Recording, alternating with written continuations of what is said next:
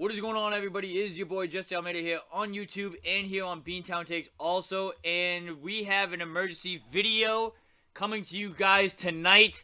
Obviously, as you guys know, breaking news, Rafael Devers is going to be in Boston for the next 11 years, worth $331 million. We're going to get my reactions onto this news. And alongside with that, we're going to break down some of the other moves that they've made so far in the last couple of weeks. I haven't really gotten much into it because, obviously, you guys know I've been busy doing some stuff around where I live and all that. And, obviously, I was at the Winter Classic not too long ago. So, we're going to just dive right into it. No music whatsoever. And we're just going to get my thoughts on the Rafael Devers extension. If you guys enjoy these types of videos, leave a thumbs up if you guys enjoy it. Subscribe now if you guys are new. You guys know what to do. And don't forget to check out our website if you're watching this on YouTube. The link is in the description down below. Okay, so first thoughts on the Rafael Devers news. I will start off by saying this. Does this change my thought process as a Red Sox fan? No, I still don't like them right now, honestly. I still despise of them.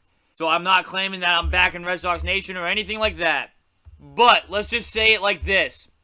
Congratulations to Rafael Devers for getting paid and getting his contract. Good for him. He deserves it 100%. Finally, we can say this too. Finally, they have paid a homegrown guy. However, here's my opinion. And this is going to be an unpopular opinion from Red Sox fans. It's a little too late. It's a little too late for this.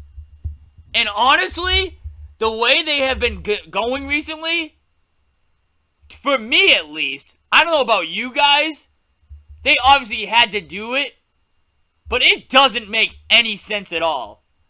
Why? Because you let your guy go in Bogarts, who's been there since the beginning. He was the heart and soul of the team. You let him go. You wanted Evaldi back, but you wouldn't give him his contract either. You let him go. You let JD go, but you got an older guy in Justin Turner, who does not have JD didn't have a good season last year either, but he ain't getting younger. He's been on the decline. Who's going to possibly have the better comeback, JD Martinez or Justin Turner? If you were to ask me, it's probably JD Martinez. Because he is younger than Justin Turner. So, you lost there. You're still the same. This is definitely an unpopular opinion. But this doesn't make any sense for the Boston Red Sox. Because this entire offseason so far, your motion, like your direction that you were going in, was a rebuild. So in that aspect, you should be trading him off and getting prospects, because you're not going to be good. I give it a good maybe 4 years that you could be competing again. So to me, it just doesn't make any sense. It doesn't make any sense at all why now they decide to keep their homegrown guys. If they wanted to be set for the future, they would have signed Mookie Betts. Number one. Number two, they don't trade Benintendi for nothing. Number three, they keep the guy who was there from the beginning of everything. That's number three. Again, I'm not saying this is a bad thing that the Red Sox did. I'm not saying it's a bad thing. But it just doesn't make any sense at the end of the day why now you are giving somebody this contract. But hey, they proved me wrong. I am shocked. I'm honestly shocked that they gave somebody a big contract. If you were to ask me, Devers was gone. If that was my humble and honest opinion, he was going to go. Why? Because there's no direction in this team. I still don't think there's a direction to this team, even after that they extended him. But I mean, you could argue to me that, hey, Ohtani's a free agent next year. Maybe they're going to save money for him. Juan Soto's a free agent next year. Maybe they're going to sign him. I don't know. Do I think they're going to do one of those two moves? No. I don't think they're going to do that. So what does that mean? I don't know where they go from here, honestly. I don't know what you couldn't tell me what their next move is gonna be. They still need to fill a ton of holes on this roster. You don't have any good pitching at all. At all, you don't have any good pitching. Your bullpen got a little bit better. I will give you that. Your bullpen got a little bit better. You have a big hole at shortstop. You guys are gonna already say to me, hey, they got Trevor Story. He's not the same dude. He's not the same guy. That dude is injury prone, I would say, just like Chris Sale is. Literally the same dude, except he plays a different position. I don't care what people say about that Yoshida guy. Your outfield still sucks. It still blows at the end of the day. Your catching position, I mean, it is what it is. Your first base, you got Cassis. Second base as a whole, you still need, I mean, you got a designated hitter in Justin Turner, but I don't know how good he can be at the end of the day. But other than that, I'm still going to say, I'm going to give you guys a couple more wins at the end of the day because you did add a couple more pieces. Shout out to my guy Chucky. I'm going to go with his prediction. 70 and 92 on the year next year. That's my prediction. There's some people watching my live stream now on Instagram. Mark it, book it, 70 and 92. You still didn't get better. You still got worse at the end of the day.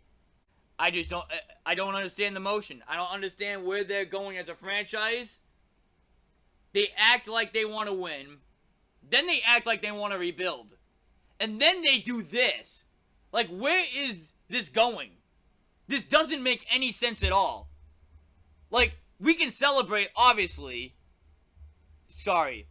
You guys can celebrate, obviously, that Rafael Devers is here for the next century. Finally, they're keeping somebody for their entire career. They've made the mistake too many damn times. And it only took John Henry to get booed at the Winter Classic to finally do this. It took him that. And on a side note, confiscating somebody's sign saying, pay Raffy. It took the abuse that he got this Monday, from last Monday I should say, to do this. Really? That's what it took? That's what it has to take for us to get what the fans want? That's an absolute joke. That is an absolute joke. John Henry has apologized to that dude who he confiscated the sign to. Say, hey, you know what? Maybe you're right. Maybe you're right. So you know what? I will pay him. Fine. But that's what it takes at the end of the day. It takes the fans harassing him, booing him in the parking lot at Fenway Park to sign somebody. Wow. Talk about a low self-esteem. Seriously, you can't get much lower than that. But on the positive note, though, congratulations to Rafael Devers for his hard work, finally paying off. He is getting an absolute huge payday. I want to say this is the 6th highest payday ever in the major leagues. I think that's what I saw. Behind Mookie Betts, who should still be on your team, but that's a topic for another day. Who else is he behind? This is the highest paid contract in Red Sox history. Let's mark that down too. Surpassing David Price's 7 years, $217 million deal. The list should be this, though, in highest contracts from Red Sox history. It should be Mookie, excuse me. My throat is still a little bit sore from Monday. So, anyways, sidetrack. It should go Mookie, Raffy, then Bogey. You should have those 3 guys still on your roster. I don't care what people say. Attack me all you want. But at the end of the day, I think personally, this was too late. This was too late. Because where do you go from here? What is the direction of the team? That's just my 2 cents on it. It's going to be a little short video for you guys. I'm recording right now. It's at 10 minutes and 49 seconds. I'm trying to make this go as long as I can, but again, my heart is not with this team no more. You gained a little bit of trust back from the fan base today, but at the end of the day, this just doesn't make any sense. The whole offseason so far has made 0 sense. You let every single... Are they going to keep Michael Walker? They need pitching. God, they need pitching. Who knows? Who knows what's next for them? I couldn't tell you what's next for this team. I really don't know what they are doing anymore. Again, I'm not saying that this is a bad thing. I'm just saying this does not make any sense. There's a difference. There's a difference in that. Congrats to Devers. Finally, the Red Sox do right by one of their homegrown guys. Finally. But, is it too late? Me, I think yes. Could they turn around next offseason and go gangbusters? Maybe. Would I count on it? No. I joked around and said 10 years, but let's be realistic. Maybe 4 or 5 years away from getting back to what we know them as. They might be 4 or 5 years away from being the Red Sox that we know again. But hey, only time will tell what this team does and how this frenzy of a front office staff is going to continue. And that's going to do it for this video here.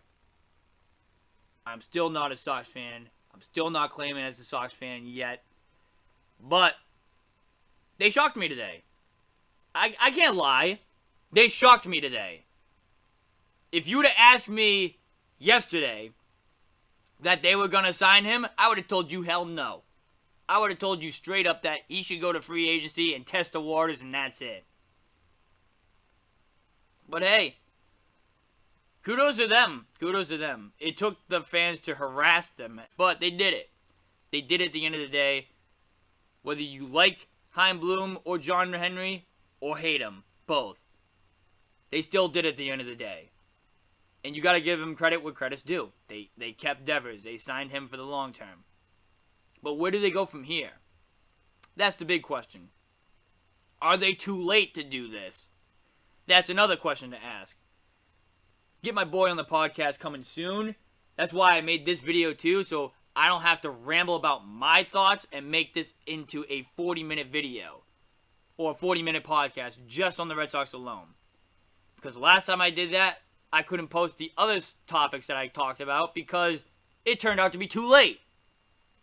So now in the next podcast, literally going to be only me giving Mike questions about his thoughts on the Red Sox offseason. And then we're just jumping straight into the other stuff. So that's my 2 cents on the Red Sox signing Devers. You have somebody on the phone. What up? I'm surprised that they paid, but at the same time, if you're Devers, what the fuck are you saying? There's nobody here you want to play with. You have a coach who's here that you like, but after that, who the fuck else is here? And he got underpaid. He didn't even get $30 million. Now, here's my question to you, okay? Does this make any sense from the Red Sox standpoint? No, not at all. But they had to do it. Doesn't make sense, but they had to do it. Oh, God. Because if he leaves and you get nothing in return, you have no fans. You lose your entire fan base. But at the same time, it don't make sense. They were ready for a rebuild. They were going in the route of a rebuild. And I don't know if he's the one to rebuild around unless you make him your DH like Poppy and build around him like you did Poppy. That's the only way it makes sense because his defense doesn't make him enough to rebuild around. His bat's the only thing that really... But again, he's only making $30 million a year. He's not even the highest paid Red Sox. Isn't Chris Sale like 32 or something like that? Devers is the 6th highest paid player in the major leagues after this contract, and he is the highest Red Sox player to ever get this size of contract. This is the larger contract. I know the size. I'm talking about AAV. I'm talking about per year. I'm talking annually. Correct. He's the 6th highest annually. I think he is. Yes. He doesn't even talk. He's making $30 million on the nose. From AAV, I don't know. I can't say, but like in terms of the total amount, he's only making $30 million a year AAV. In terms of the total amount, though, pennies. That is pennies. That is pennies. See, I think he should have got more too, though. I think he should have gotten at least 380. I thought 35. I thought a little higher than that too, though. I think 35 is a good, because, like I said, if his glove was better, it's 40, or 37.5. His glove isn't that good. He's a great average hitter, and he hits doubles, he hits home runs. He hits average, he hits RBIs. Other than that, I thought he was gonna get like 12 years at 410. I think he went too early. I think he should have started what Soto got, and then gone, because I think Soto's as comparable as he gets. I think Soto has a better glove, so he would probably get like, $20 million less than Soto overall, or $30 million less overall. But I would put him right in the category of Soto because of the age. Right. Great lefty bat. Right. That's as comparable. I don't think Matt Olson's is comparable, because Matt Olson got the contract at 31, 32 years old. You know what's funny though? These Red Sox fans say, "Yay, we did it!" What did you do? You let go of everybody just to get one guy? Yeah, you got worse.